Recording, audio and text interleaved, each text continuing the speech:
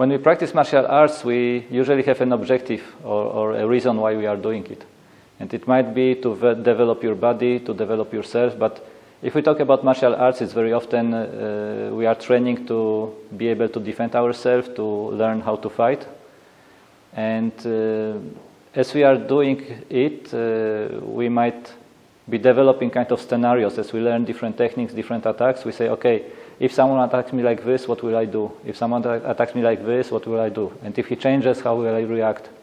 And we kind of build these scenarios in our head, which is one of the ways of approaching it, but then you're limiting your reaction to what you have already analyzed, gone through, and prepared your response.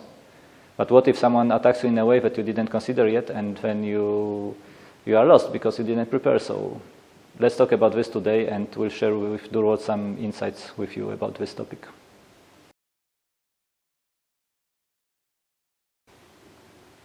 Okay, so let's take a little bit of a deeper look at what we're talking about.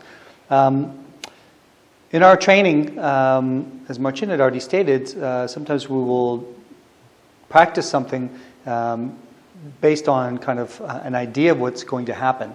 And we might call this sort of what if. What if our attacker does this? What if our attacker does that? And one distinction I make when I train is instead of practicing what if, I practice what is. And we can still practice techniques and still practice different scenarios, but the focus on the training is more about what's happening in the moment, rather than imagining many different scenarios. Now that's a good practice, because being inventive can help you open your mind to different types of scenarios. But at the same time, we want to develop a sense of being with the actual moment, where you don't necessarily have to think as much as just sort of feeling what's happening. And that's a very important skill to develop, especially in martial arts. So let's just give you an example. So if we're going to train a technique, let's say we're going to do a ski ikkyo, okay? And just for the beginning of this technique, we're just going to do the beginning of this technique where he punches and I step back, and I'm going to train the technique. Now at this point, what sometimes comes up is the question, okay, well, I've got my partner in this way, but what if he kicks? Okay, well, let's go back. Now we've got a punch and a kick. Punch and a kick. Well, okay, that kind of worked. So we can also think of another scenario, right? So what if he punches and he punches again? Okay, now we could practice for that. Punch and another punch. Okay? And, what if he punches and decides to move around the back of me? Okay, now we've got to practice that one too. Right? So we can invent these scenarios all day long.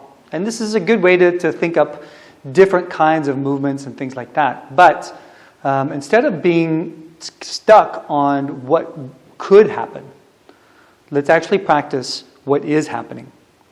Okay? So if we go back again, and I'm practicing that he's going to strike and then strike again.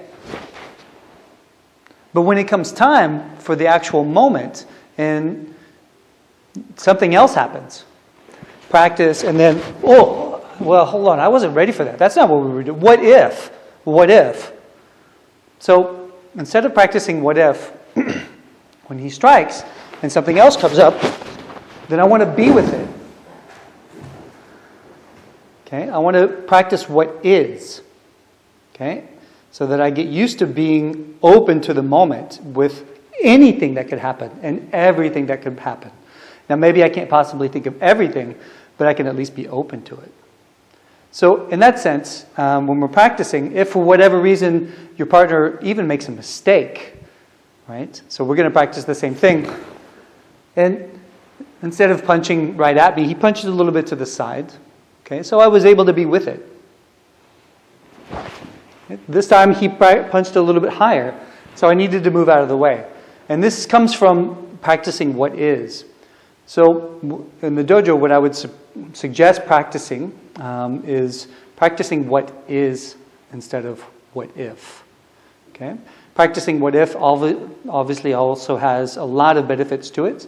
So I'm not saying don't practice that, but instead of getting into the habit of inventing so many different types of scenarios, I would go for practicing what is.